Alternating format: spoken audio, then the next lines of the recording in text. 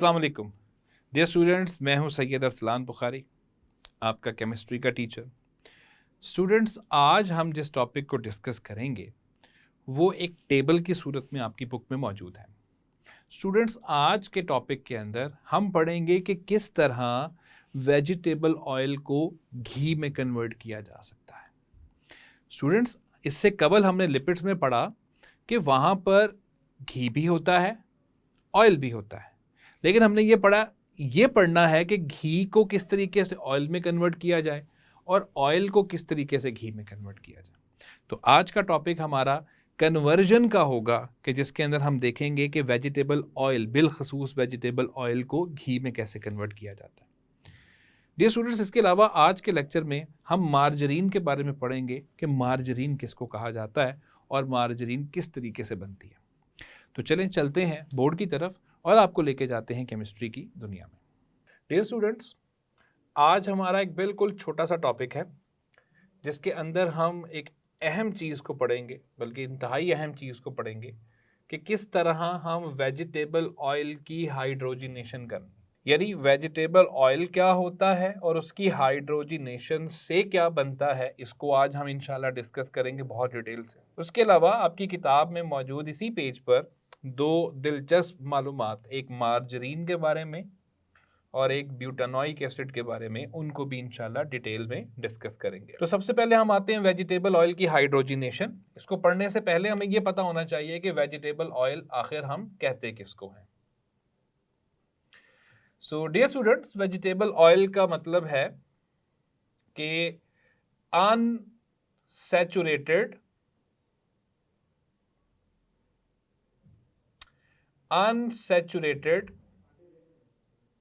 long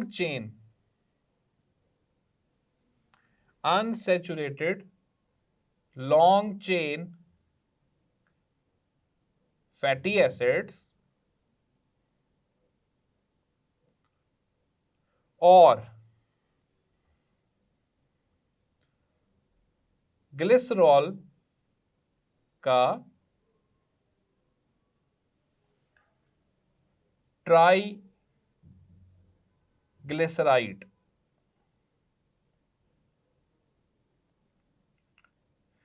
dear students, इस एक line को समझने के लिए प्रीवियस टॉपिक को जरूर सुने, जहां हमने पढ़ा था कि वेजिटेबल ऑयल कैसे बनता है। Vegetable oil unsaturated fatty acid से बनता है जो कि लॉन्ग चेन पर मुश्तमिल होते हैं, और जब इसका रिएक्शन ग्लिसरॉल के साथ हो जाता है तो उससे ट्राइग्लिसराइड बन जाता है। ये हमने इससे कबल टॉपिक में बहुत डिटेल में डिस्कस कर लिया हुआ है।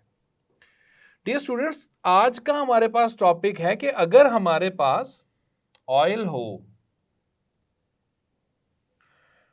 और हम इसको घी बनाना चाहते हों तो क्या ये मुमकिन है, और अगर हमारे पास घी हो तो क्या उससे ऑयल बन सकता है। यानी इनकी इंटर कन्वर्जन को आज हम पढ़ेंगे, बिलखसूस ऑयल से घी में जाना। डियर स्टूडेंट्स, आप सब जानते हैं कि ऑयल जो है वो अनसैचुरेटेड फैटी एसिड से मिलकर बना है। तो ये अनसैचुरेटेड फैटी एसिड से मिलकर बना है। अच्छा, अब अनसैचुरेटेड का मतलब क्या है? मतलब ये है कि इसमें डबल बॉन्डिंग पाई जाती है या ट्रिपल बॉन्डिंग पाई जाती है। तो हम किसी एक बॉन्डिंग की बात कर लेंगे, डबल बॉन्डिंग की बात कर लेते हैं। जबकि घी जो है वो सैचुरेटेड फैटी एसिड से मिलकर बना है। तो सैचुरेटेड का मतलब है कि इसमें तो जनाब सारे के सारे जो बॉन्ड होंगे वो होंगे single covalent bond. So dear students, क्या ये पॉसिबल है कि हम डबल बॉन्ड वाले कंपाउंड्स को सिंगल बॉन्ड वाले कंपाउंड्स के अंदर चेंज कर लें? जी, ये बिल्कुल पॉसिबल है, और इसमें सिर्फ हमें क्या करना है, हमें इसके अंदर सिर्फ हाइड्रोजन ऐड करनी है कुछ खास कंडीशंस पर, कुछ खास किस्म के हालात देकर, हमने फेवरेबल कंडीशंस देकर हमने ऑयल को घी में कन्वर्ट करना है, सिर्फ उसमें हाइड्रोजन ऐड करनी है, और इस पूरे अमल का नाम है हाइड्रोजिनेशन। सो डियर स्टूडेंट्स, यहां से हम हाइड्रोजिनेशन की तारीफ जो है वो निकालेंगे कि हाइड्रोजिनेशन क्या है। आप देखिए, हाइड्रोजन को किस में ऐड किया जा रहा है? अनसैचुरेटेड कंपाउंड्स में, और अनसैचुरेटेड कंपाउंड्स हाइड्रोजन ऐड होने के बाद किस में कन्वर्ट हो रहे हैं, सैचुरेटेड कंपाउंड्स में। तो यहीं से इसकी तारीफ निकल आएगी। लेकिन पहले हम थोड़ी सी कंडीशंस पढ़ लेंगे, कंडीशंस कौन सी हैं।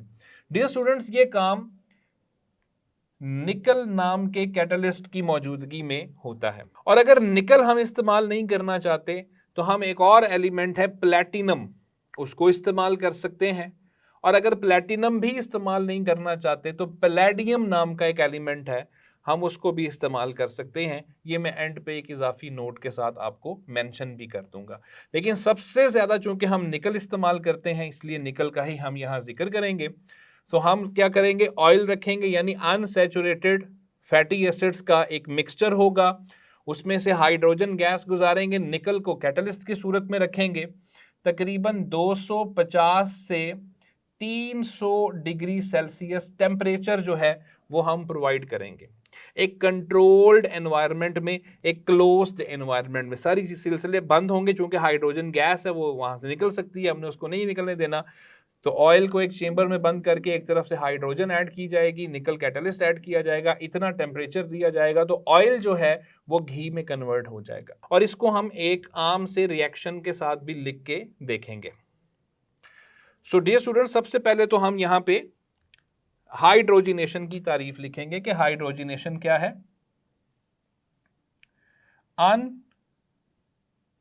अनसैचुरेटेड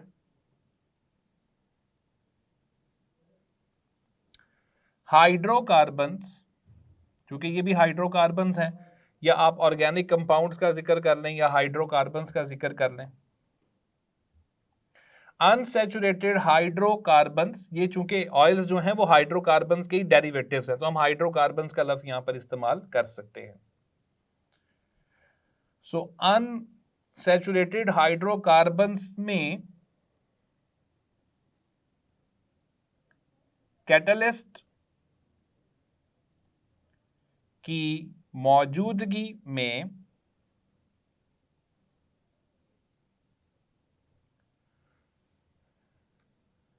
हाइड्रोजन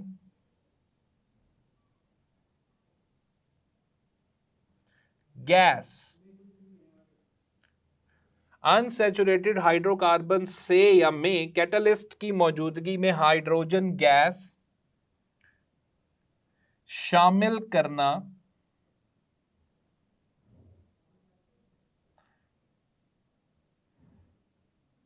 हाइड्रोजिनेशन कहलाता है।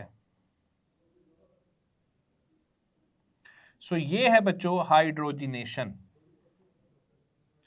सो हाइड्रोजिनेशन क्या है बच्चों, हाइड्रोजिनेशन अनसैचुरेटेड हाइड्रोकार्बन्स के अंदर हाइड्रोजन को दाखिल करना कंट्रोल्ड कंडीशंस में कैटलिस्ट की मौजूदगी में, ताकि वो सैचुरेटेड कंपाउंड्स के अंदर कन्वर्ट हो जाएं। इस चीज का नाम है हाइड्रोजिनेशन। अब इसके लिए डियर स्टूडेंट्स हम यहां पे लिखते हैं कि इसके लिए कैटलिस्ट कौन सा है। ऊपर हमने बता दिया कि सबसे ज्यादा जो हम इस्तेमाल करते हैं वो निकल है। और अगर आप निकल को नहीं इस्तेमाल करना चाहते तो निकल की जगह पे फिर हम प्लैटिनम, पीटी उसका सिंबल है, वो इस्तेमाल कर सकते हैं, या पैलेडियम जिसका सिंबल पीडी है वो इस्तेमाल किया जा सकता है। निकल के लिए टेम्परेचर की कंडीशंस और हैं, प्लैटिनम के लिए और हैं, और पैलेडियम के लिए और हैं।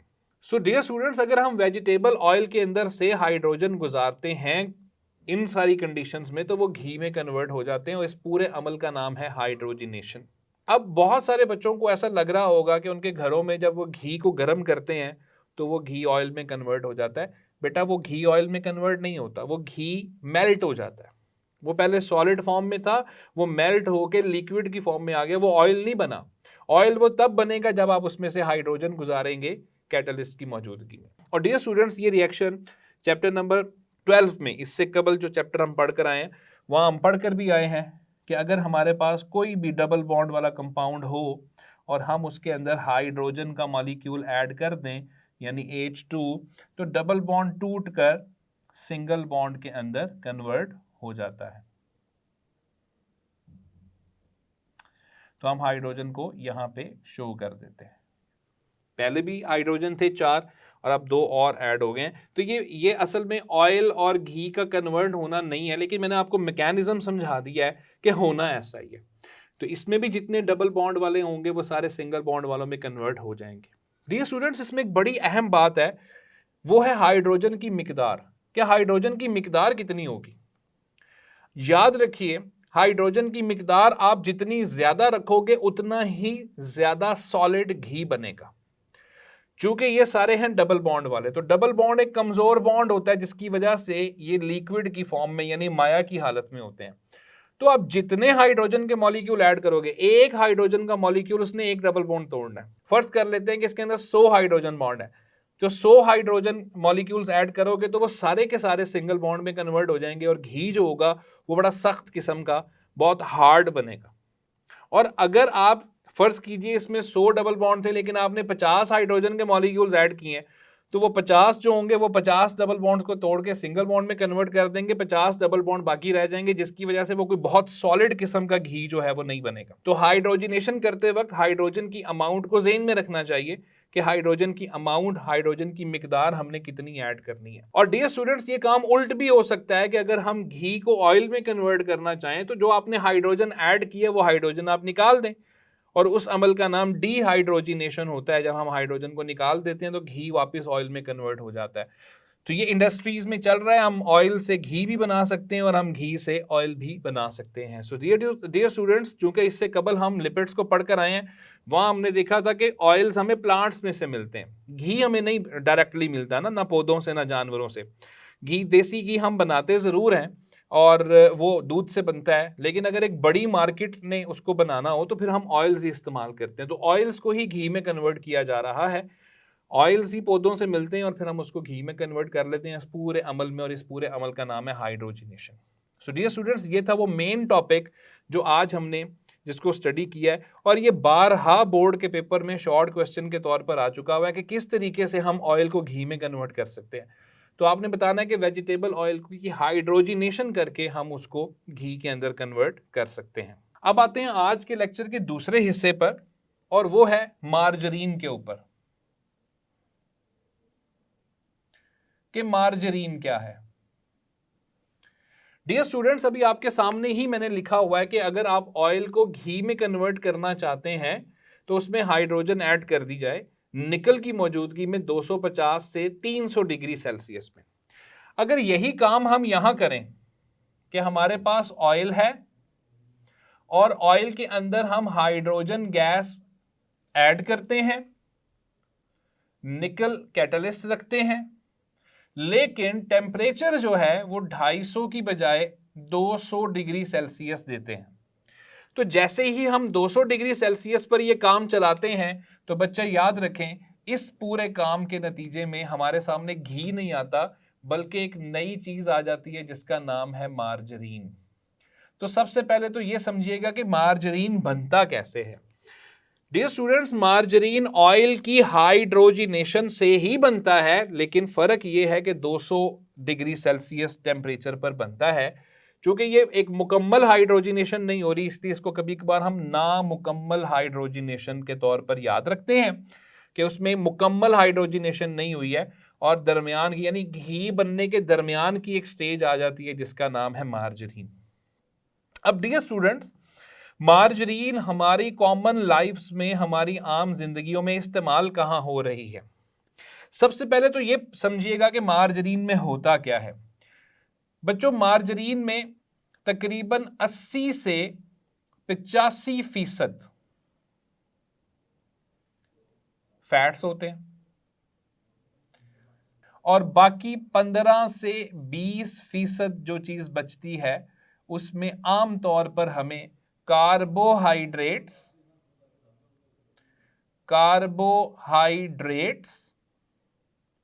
और बाकी जो है वो हमें आमतौर पे पानी मिलता है।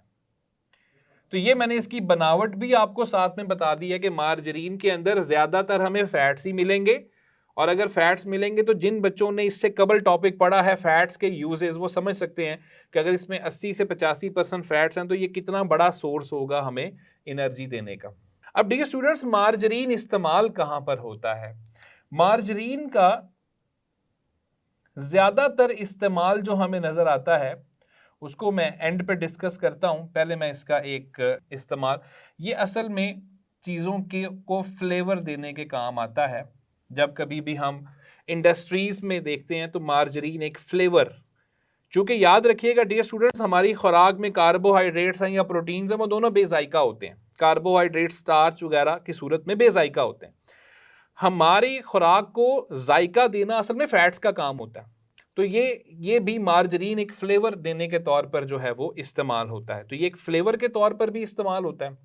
लेकिन डियर स्टूडेंट्स, हमारी ज़िंदगियों में इसका सबसे बड़ा इस्तेमाल कहाँ है जहाँ ये आपको नज़र आता है? ये मक्खन का मुतबादिल है। जी हाँ डियर स्टूडेंट्स, जो आप मार्केट से मक्खन खरीद कर लेकर आते हैं वो कंपनियों का बना हुआ वो मक्खन जो है वो असल में मार्जरीन है। उसे आप मार्जरीन को प्योर मक्खन नहीं कह सकते, वो मार्जरीन है और उस मार्जरीन के अंदर 80 से 85% फैट्स पाए जाते हैं। तो ये जितना भी कंपनी मेड मक्खन हम लेकर आते हैं, बड़ी बड़ी कंपनीज ने बना के जो मार्केट में रखा हुआ है और हम उसको खरीद के लेकर आते हैं और अमूमन उसको नाश्ते के तौर पर यूज़ करते हैं, तो वो मार्जरीन है जो येलोइश कलर का, पीले से रंग का एक मिक्सचर हमें मार्केट में नज़र आता है। तो ये फूड इंडस्ट्री में फ्लेवर के तौर पर और वैसे ये मक्खन के मुतबादिल के तौर पर इस्तेमाल होता है। 80 से 85% जो है वो इसके अंदर फैट्स मौजूद हैं। डियर स्टूडेंट्स, इसके यूजेस, इसके इस्तेमालात क्या हैं या इसके नुकसानात क्या हैं? इस्तेमालात तो आपके सामने है कि 80 से 85% फैट्स हैं, तो ये बहुत बड़ा एनर्जी सोर्स है। इससे हम खासी अच्छी मिकदार में एनर्जी जो है वो हासिल कर सकते हैं। इसके नुकसानात कोई बहुत ज़्यादा नहीं है, बस ये है कि अगर इसकी क्वांटिटी आपके जिस्म में बहुत ज़्यादा हो जाती है तो ये कोलेस्ट्रोल ज़्यादा करने में अपना किरदार अदा करता है। वैसे मार्जरीन के डायरेक्टली कोई बहुत बड़े नुकसानात हमें नज़र नहीं आते हैं, लेकिन अगर इसकी हद से ज़्यादा क्वांटिटी जिस्म में आप लेकर जाते हैं तो उस सूरत में हमें कोलेस्ट्रोल लेवल बढ़ता हुआ नज़र आता है और जो बाद में हमें दिल की बीमारियों की तरफ लेकर जा सकता है। तो डियर स्टूडेंट्स, मार्जरीन के ऊपर ये टॉपिक आपकी बुक में मौजूद था और इसमें एक बात ध्यान में रखिएगा, मार्जरीन उतनी ही ज़्यादा सख्त बनेगी जितनी हाइड्रोजन होगी। और ये बात हम पहले भी डिस्कस करके आ चुके हैं कि हाइड्रोजन ने ही बेसिकली उसके डबल बॉन्ड्स को तोड़ के सिंगल बॉन्ड में, यानी उसके माया वाली हालत को ख़त्म करके उसमें ठोस वाली कैरेक्टरिस्टिक्स हाइड्रोजन ने पैदा करनी है।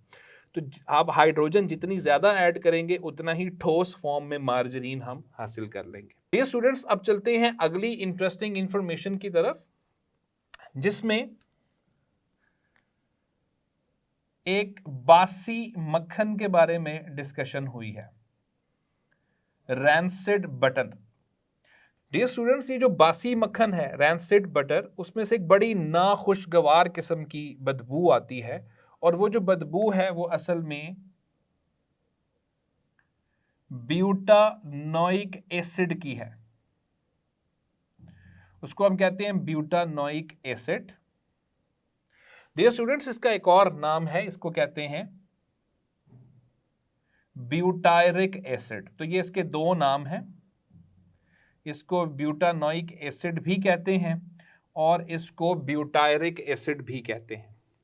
डियर स्टूडेंट्स, इसका फॉर्मूला है CH3CH2CH2COOH। ये इसका फॉर्मूला है। ब्यूटेन का कार्बोक्सिलिक एसिड है और इसका ये फॉर्मूला है। ब्यूटानोइक एसिड भी इसको कहते हैं और ब्यूटायरिक एसिड भी कहते हैं।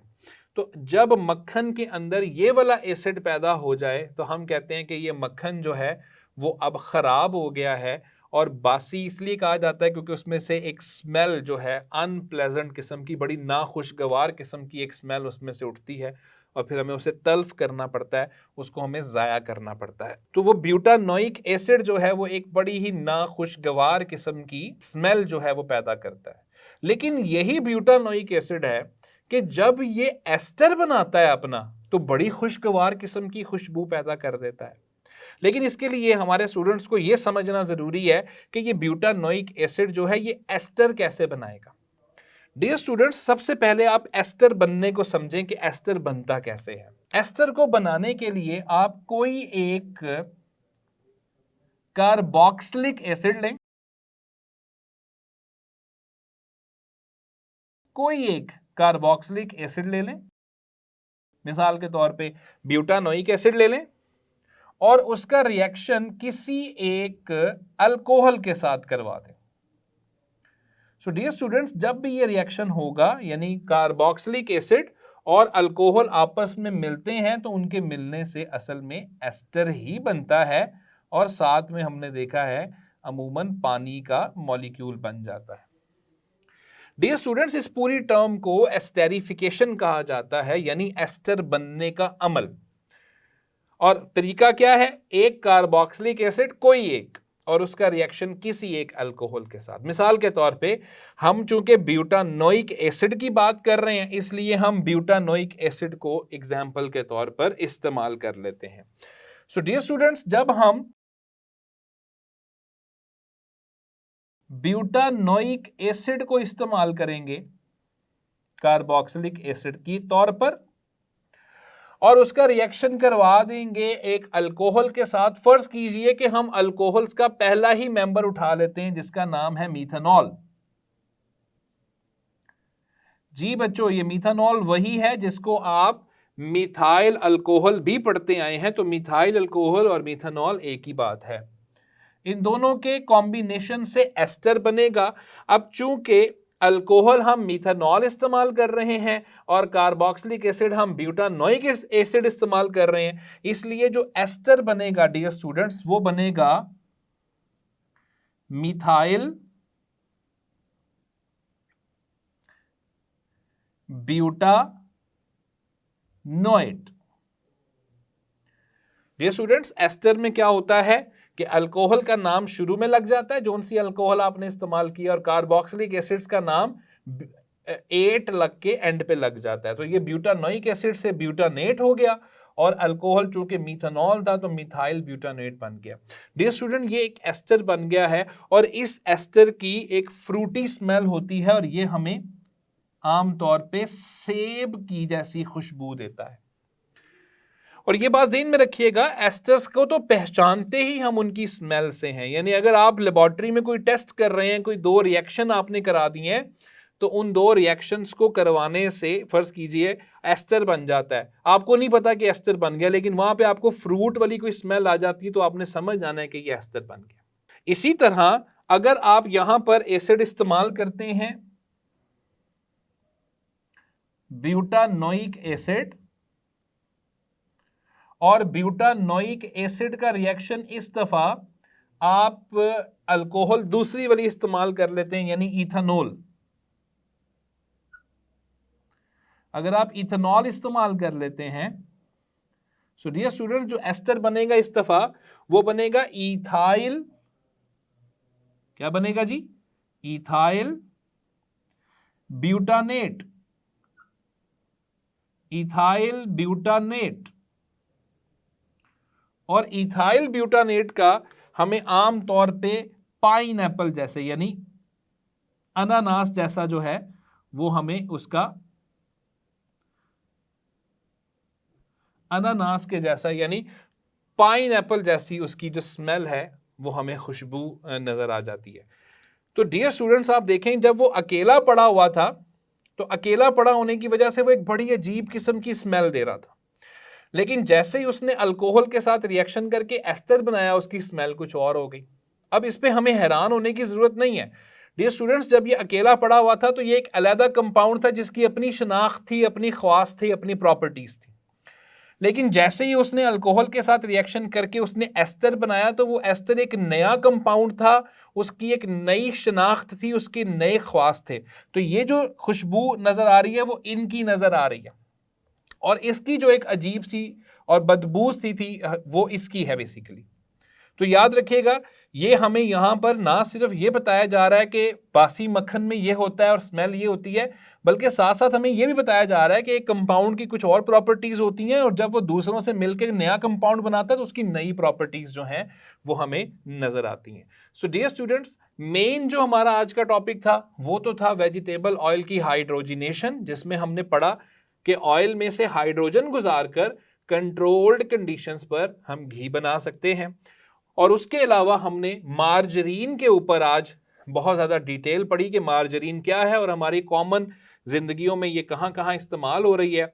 और साथ ही साथ हमने देखा कि जो रैंसिड बटर है, जो खराब होता हुआ बासी मक्खन है, उसमें से जो स्मेल आती है वो किस वजह से आती है और उसको हमें तल्फ करना पड़ता है, या अगर उसमें उसी में हम अल्कोहल मिला दें तो वो नई चीज़ बना के एस्टर में कन्वर्ट हो जाता है और उसकी खुशबू जो है वो बदबू से वो खुशबू में तब्दील हो जाता है।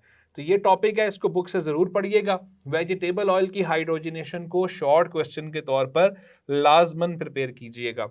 मार्जरीन वाले सवाल को शॉर्ट क्वेश्चन के तौर पर लाजमन प्रिपेयर कीजिएगा। Thank you. डियर स्टूडेंट्स, ये था आज का टॉपिक जिसमें हमने पढ़ा कि किस तरीके से हम वेजिटेबल ऑयल को घी में कन्वर्ट कर सकते हैं। स्टूडेंट्स, आज के लेक्चर की हासिल तलब बात क्या है कि जो ऑयल होता है, वेजिटेबल ऑयल, वो अनसैचुरेटेड फैटी एसिड से मिलकर बना होता है।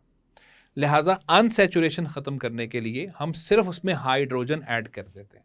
तो जैसे ही हम उसमें हाइड्रोजन ऐड करते हैं तो हाइड्रोजन ऐड करने से उसके डबल बॉन्ड्स टूटते हैं, डबल बॉन्ड्स टूट के सिंगल बॉन्ड में कन्वर्ट हो जाते हैं, जिसकी वजह से वो अनसैचुरेशन ख़त्म हो जाती है और वो अनसैचुरेटेड कंपाउंड सैचुरेटेड बन जाता है, यानी घी ऑयल जो है वो घी में कन्वर्ट हो जाता है। तो ये था हमारा आज का टॉपिक जिसको हमने बहुत तफसील के साथ डिस्कस किया। मैं उम्मीद करता हूँ कि सारे स्टूडेंट्स को इस टॉपिक की समझ लग चुकी होगी। इंशाल्लाह एक अगली वीडियो में आपसे मुलाकात होगी। तब तक अपना ख्याल रखें। अल्लाह हाफ़िज़।